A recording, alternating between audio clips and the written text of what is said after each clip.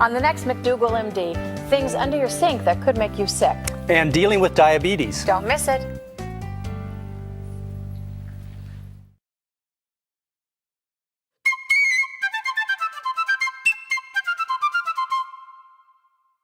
This is Hello Channel. In a few minutes, you'll meet a woman who was poisoned by common household products you probably have in your own home. It happens more often than you think. It could happen to you and your family. We'll tell you what to watch out for. Plus, Dr. John has answers to your questions about how to live with diabetes. I'm Mary McDougall, and you're watching McDougall MD.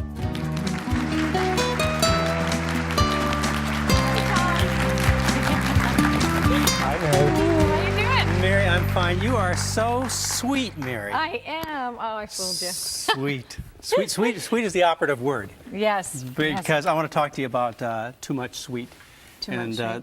Diabetes. Sugar diabetes. And sugar diabetes is a really common problem, and it's becoming more common. There are two kinds of diabetes, and I want to separate them out for you right now so we can talk about both of them a little bit.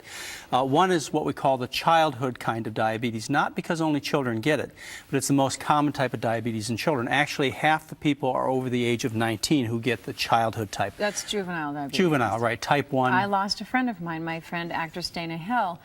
I lost to that disease. It's a devastating disease, to say the least. Yes. But we do know the cause, and so therefore we can prevent it. And the second kind of diabetes is type 2 or adult type diabetes, and we know the cause of that also, and not only can we prevent it, but even after people have type 2 diabetes, we can cure it in many cases. And I love to use that word cure it. I was taught as a medical doctor never to use that word, particularly in relationship to diet and exercise and things you can do without drugs, but you can cure it. But how, the juvenile diabetes, yes. how is that handled? Well, juvenile really diabetes, the of? type 1 is a kind of diabetes where the insulin-producing cells of the pancreas are destroyed. And they're destroyed due to an immune reaction, autoimmune reaction we call it, where the body attacks itself. Now, I never understood why the body would attack itself. It seemed like such a dumb thing for the body to do, to attack itself. But we have discovered, scientists have discovered over the years, what triggers the body to attack itself. Now, the way it was initially discovered is they looked around the world to see where type 1 diabetes was common and where it was rare. And what they found was almost a straight line correlation between type 1 diabetes and cow milk protein consumption. So what they did is they took cow's milk back to the laboratory, they fed it to experimental animals, and they were able to cause the animal to make antibodies to the cow's milk that weren't just specific to the cow's milk, they also attacked the animal's pancreas, the insulin-producing cells.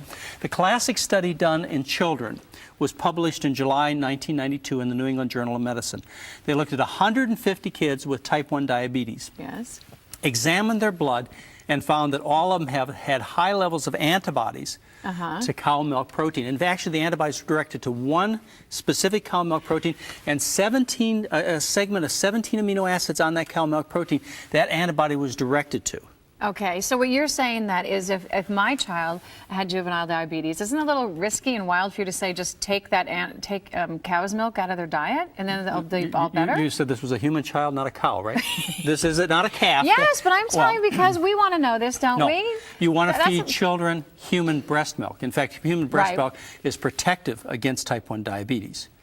Now But only some kids have this and some don't. That's right. It's just like some people smoke cigarettes, get lung cancer, some don't. People don't. Okay. There are some reasons we know why some get it.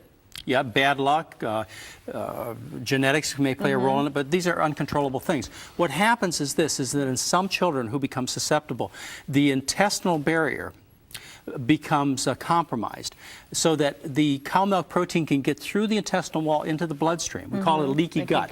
Now you have cow milk protein floating around in the blood. The body looks at the cow milk protein and says, that's foreign, that's a foreign protein, that's like a bacteria or a virus, I got to make an antibody against it. Makes the antibody against the cow milk protein, but it's not just specific. It finds those same 17 amino acids that are on the cow milk protein, it finds it on the insulin producing cells. It comes and gets it. Of the pancreas. Same sequence is there. And it attaches, and it takes about 5 to 7 years, and it destroys the child's pancreas or adult's pancreas, biteful after biteful of cheese, spoonful after spoonful of ice cream. Now, that's type 1. Type 2 is a disease of affluence. It's a disease from eating lots and lots of rich food. foods. And it's associated with being fat, but you don't have to be fat, but you usually are. What happens is the fat in the food, and we demonstrated this way back in 1927. We fed fat to medical students, and what happens is their blood sugar went up because the fat paralyzed the insulin. Now, a lot of people think that diabetes is due to sugar. It's not. In that same experiment, they fed a high carbohydrate diet that was actually half sugar and half starch to these medical students, and their blood sugars did not go up. They stayed low. It's not the sugar. Right. So you take that experience. And this experience, by the way, is very extensive in population studies these days. We see, for example, the Pima Indians in Tucson, Arizona, who didn't have any diabetes 75 years ago, were put on a reservation, forced to eat the rich Western diet, and of course they did it without much reluctance. Forced to eat the rich Western diet, and they have developed a population where half the people have diabetes. We see that in various Polynesian islands. So what's our solution here? Okay, now if you take somebody who has type 2 diabetes, the adult type, and you remove the cause, which is that rich diet and not enough exercise, and you put them on a high carbohydrate diet, lots of rice, beans, potatoes, vegetables, and so on, what happens is their blood sugars come down, and the University of Kentucky Medical School reports that they can get 2/3 to 3/4 of adult type diabetics off all their insulin and almost all of them off all their diabetic pills. By changing their diet.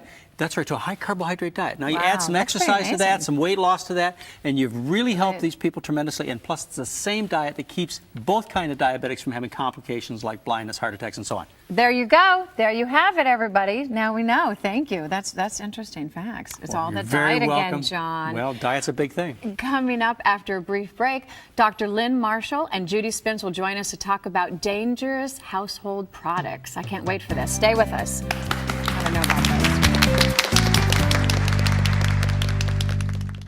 Hello, I'm Nastasia, and I'd like to introduce you to Hello Channel, the innovative new way to learn English as a second language.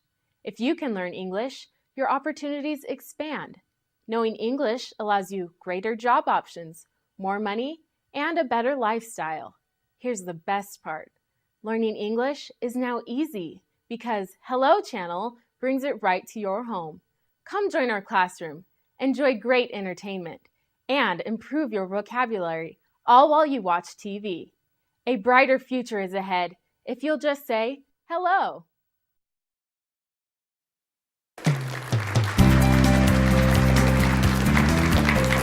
And welcome back. With us we have Dr. Lynn Marshall. She's with the Environmental Clinic in Toronto. And we have Judy Spence, who's a nurse, who's also president of the Environmental Society. I don't have that quite right.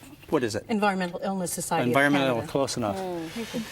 And let's start with you, Dr. Marshall. What kind of training did you get to become an environmental medical doctor specialist? I guess I don't consider myself a specialist. I consider myself a doctor who has a special interest in the area of environment and health. So are you a general practitioner, a family practitioner by training? Family physician by training, and I did additional training through the American Academy of Environmental Medicine in the United States, and because we did not have similar training in Canada, and eventually got a fellowship from that organization. And well, what is different about an environmental doctor than, say, the type of practice an internist like me would practice? An environmental physician is really more interested in connecting health problems with environmental exposures, looking at the impact that different exposures we all have in everyday life on our health. If I came to you, what would some of my complaints be? Could be almost anything, but usually what you would have noticed is that some of your symptoms were linked with exposures that didn't seem to bother other people, but they definitely seem to bother me. you. And you try and find out what that is. You know, Mary, they forgot to teach me about environmental medicine in medical school. Well, John, I think you should go back. They still don't teach it much, do they? Well, it's coming. It's Okay. A newish area, only for the last 50 years or so, but it has been expanding. The occupational physicians now have broadened out to include environmental medicine in their work, and that's, I think, very good. Their focus, of course, is primarily on occupational work. Sure, on work exposure in the work. Yeah. Sure. Whereas the environmental physician's interest is broader based. It's any age group. from children through to elderly, Right. and interested in home exposures as well as workplace and school exposures also. Judy Spence, how did you get interested in environmental medicine? I got sick. Personal thing. It dragged you right into it. It certainly did. It was like getting hit on the head with a 2x4. Okay, You have tell us to a little pay bit about it. attention. Oh, was it in your home? Is that where you first started to notice it? Yes, yes. I was actually renovating my home and had set up a workshop and was using oil paints, alkyd-based paints, lacquers, epoxies, and so forth in the home. So I had actually absorbed a lot of the chemicals through the skin and by breathing them, the fumes and so forth. So I ended up becoming quite toxic. I was poisoned by the chemicals. What were your symptoms? What were you feeling? Well, they were very, very diverse, but in a matter of 4 hours, I had gone from being a healthy 38-year-old mom to a totally disabled woman who was reacting 24 hours a day. I would have reactions that would last for 2-3 hours, would settle down just a bit. 10-15 minutes later, I'd get another hit from something else I was not aware of. When you got out of the room, didn't that solve the problem? I could not get out of the room. My house was a chemical soup because, again, all the fumes and so forth were in the home that I was, renovating. And I was reacting to everything from the toilet paper roll in the bathroom to hubby's aftershave to the kids' deodorant to the dog to everything in the home. I became what's called a universal reactor. I reacted to everything man-made and natural. So that makes life tough. Where do you go? And what did you? So where did you go? What did you do? Being a nurse, it certainly it struck me that this was very, very odd. I've never been trained in this area. It didn't fit any of the paradigms that I'd ever been exposed to. It didn't fit any of the profiles for the diseases that I had experienced. Well, you probably thought you had something else that It was a was psychiatric problem, wasn't it? No. I knew it wasn't that. Are you sure? I mean, if you'd come to me, that's what I was told to tell you. You just thought you were going crazy, but you knew you were sick. No, actually, to be very frank, the very first indicators I had that there was a problem was that my urine was coming out blue, green, orange, and so forth, which said to me I was in big trouble. Something was and likely wrong. to do with the headaches I'd had for a couple of months that the doctors just dismissed and so forth. But no, I was having muscle spasms. I was going into shock, blue lips, blue fingers. There was poor oxygen. Asthma started. Seizures started. So it was quite evident that See there was any doctors something. about this? Oh, sure. And? I saw my regular physician. my Probably did GP. lots of tests on you for everything else. He gave me anti. I guess, Depressants. no. No, it is. It's a psychiatric problem. Well, no. First, She was lucky. we started with analgesics for pain. yeah. Your aspirins, yeah. and then we went Treat the to symptoms. Non-steroidal treat the anti-inflammatories. symptoms. Treat those symptoms. I know that one. And then there was a recognition finally after I insisted, that I really stuck to my story because it was real. The family was seeing me experience this. I mean, you pass out and so forth. Muscle spasms all the time. Could not tolerate foods. As and a so nurse, forth. did you start to figure this out on your own? Yes. Well, I knew that it had to have something to do with the chemicals I was working with. Is that- I ran a renovation company years ago, and I thought I was very safe with my employees, teaching them, good techniques and so forth. But then there's to understand the nuances. What really is a safe environment? How much air do you actually have to have when it says ventilate well? They're not. The instructions are not there for people using home products. I.e., I was holding sponges with paints in my hand as I was making bleached oak cupboards. Well, how did you get this? How did you get it solved? What How did you steps figure did it you all take? out? I was bedridden for about 4 months. I could only crawl from my bed to the bathroom and back. And eventually, enough of the toxins came down. My body handled enough of it that I was able to start getting outside in the spring. And I started to go to the libraries, our national health libraries, Research and started to read the books and understood more about toxicology. I would sit there absolutely fascinated by what I was reading. So you saved yourself? You didn't go to see an environmental specialist doctor? I did eventually. Did you see Dr. Marshall? No, she's in a different city. Okay. But it finally dawned on me that it had to do with the environment. I went through the yellow pages and said, well, environmental medicine must be Sure. where it's at. And that was a 6-month waiting list. Right. Wow. So 6 months. Now, indeed, what I had done is I'd gone a few times to the emergency ward of our nearby hospital, and I said, I'm working with chemicals. This is what happened. Can you do dialysis? Can we get the chemicals out of my, can we assess? Yeah, that's And one of can we my get 'em out? questions. Dr. Marshall, is there any way that, because there are people who come and say that they're loaded with toxins and that's their problem. Is there any way to detoxify somebody? Yes, but it's still an area of interest and of research, and it's very slow, very slowly developing. What has been found, I think what's starting to emerge are the mechanisms and trying to understand what are the underlying problems. So there are some solutions, but not very many. Well, the solution is to get away from those things, isn't it? The Get away. solutions, first of all, are Just to avoidance. get away. And be aware of yes, what it might be. being aware is very important, and if one can generally lower the level of exposures that one Right. has to things that are known But I want toxins. some quick fixes. Maybe when we come Well, back, when you can we- give us maybe some when we quick come back, fixes. we can- I want the pill that'll solve the problem. That's right. Well, my we're God. going to try and help with Doctor. that pill and show you some safe replacements for toxic household products when we continue right after these messages.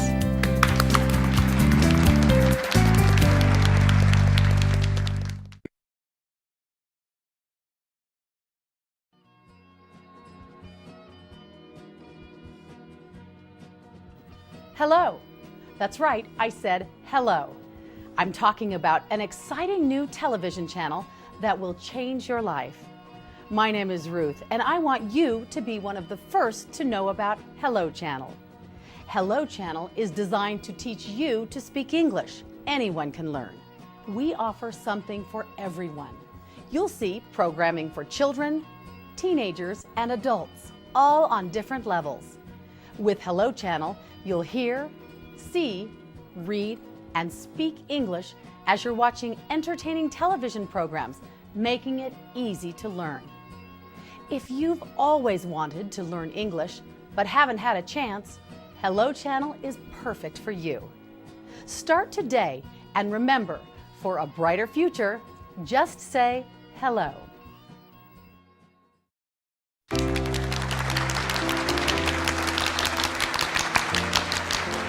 Welcome back. With us is Bernard Miller, a man who's in pain all the time, who needs that detoxification that That we Dr. were Marshall was talking talking about. Yes, Judy you're right, Smith. John. So they Yes, may I have do. the answer for you. Yeah. Why are you in pain all the time?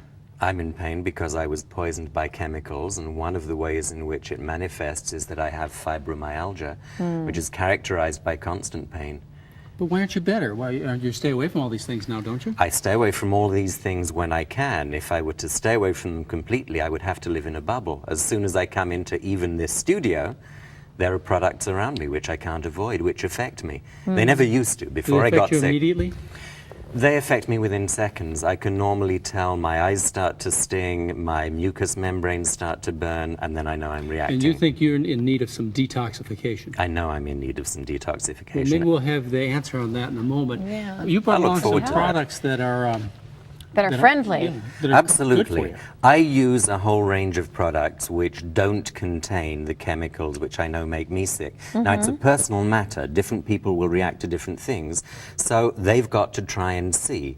But for any household product you've got, and I have to say, a lot of the household products are killers, there are safer alternatives. One way is to make it yourself. There are books like this which will tell you how to make your own household products. Okay. And they'll tell you things like mix olive oil, white vinegar, and warm water, and you can make an olive oil wood furniture polisher. Oh, great. With that polish, you can actually go out and buy one ready-made. take that. Here is one. Okay, here's one. So you It's don't have to go earth-friendly. back to doing it yourself. You're not going back to the Middle Ages.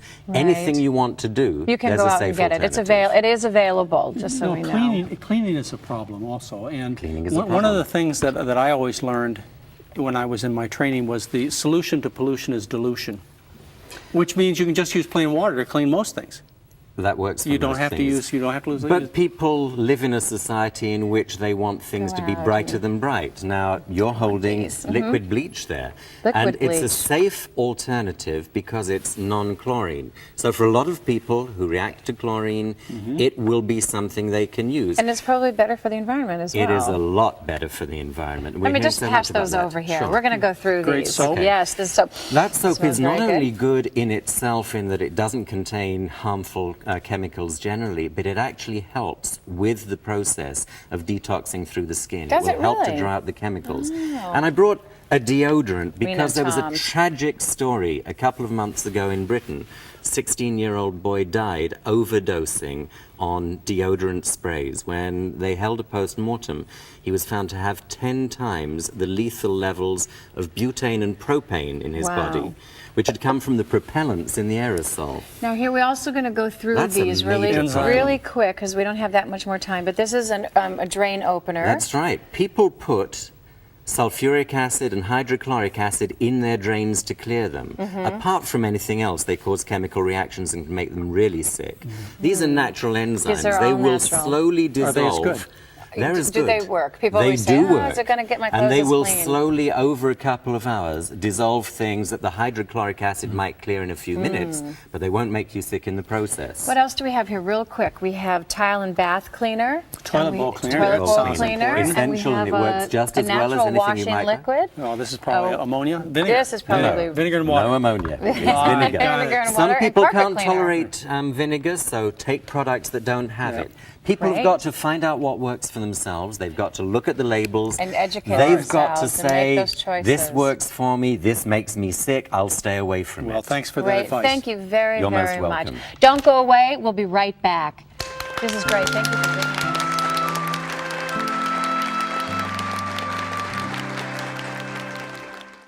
Learn English at home. Just say hello.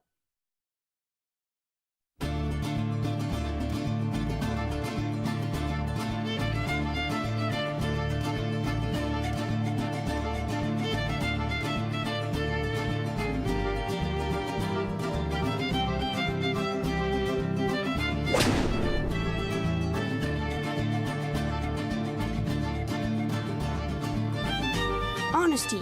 Pass it on. A message from the Foundation for a Better Life.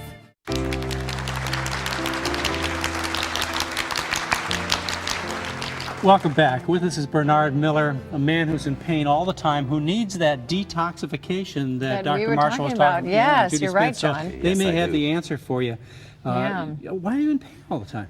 I'm in pain because I was poisoned by chemicals, and one of the ways in which it manifests is that I have fibromyalgia, which is characterized by constant pain. But why aren't you better? Why you stay away from all these things now, don't you? I stay away from all these things when I can. If I were to stay away from them completely, I would have to live in a bubble. As soon as I come into even this studio, there are products around me which I can't avoid, which affect me. They never used to. Do Before they I got affect you sick, immediately? they affect me within seconds. I can normally tell my eyes start to sting, my mucous membranes start to burn, and then I know I'm reacting. And you think you're in need of some detoxification? I know I'm in need of some Well, detoxification. maybe we'll have the answer on that in a moment. Yeah. You brought I look along some forward to that. products that are That are friendly. that are good for Absolutely. you. I use a whole range of products which don't contain the chemicals which I know make me sick. Now, it's a personal matter. Different people will react to different things, so they've got to try and see. But for any household product you've got, and I have to say, a lot of the household products are killers, there are safer alternatives. One way is to make it yourself. There are books like this which will tell you how to make your own household products. Okay. And they'll tell you things like mix olive oil, white vinegar, and warm water, and you can make an olive oil wood furniture polisher. Oh, great. With that polish, you can actually go out and buy one ready-made. take that. Here is one. Okay, here's one. So you It's don't have to go earth-friendly. back to doing it yourself. You're not going back to the Middle Ages. Anything you want to do, You can there's go a out safe and get it. alternative. It is available, just so No, we know. cleaning is a problem also. And Cleaning is a one of problem. the things that I always learned when I was in my training was the solution to pollution is dilution, which means you can just use plain water to clean most things.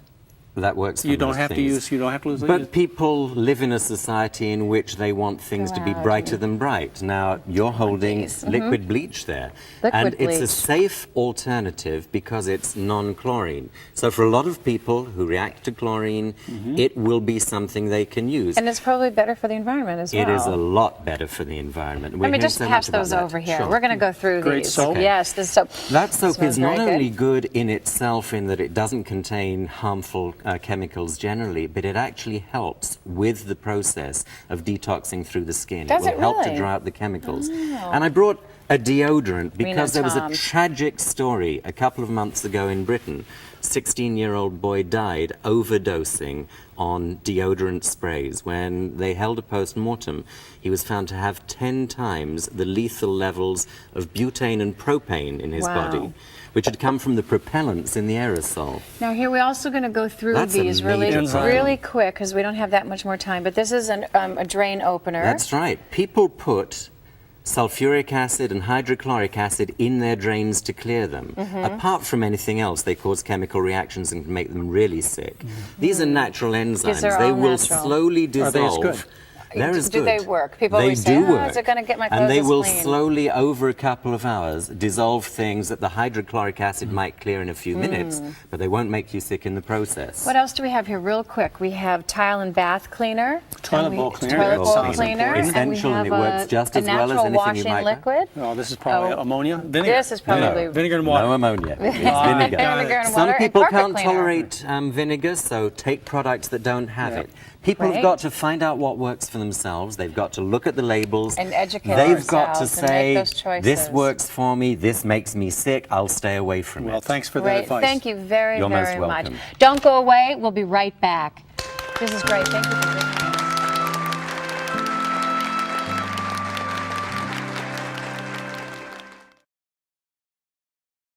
Hello, my name is Javier. I'm from Spain.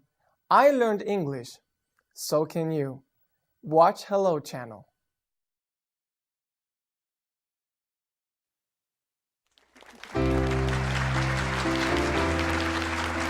And welcome back.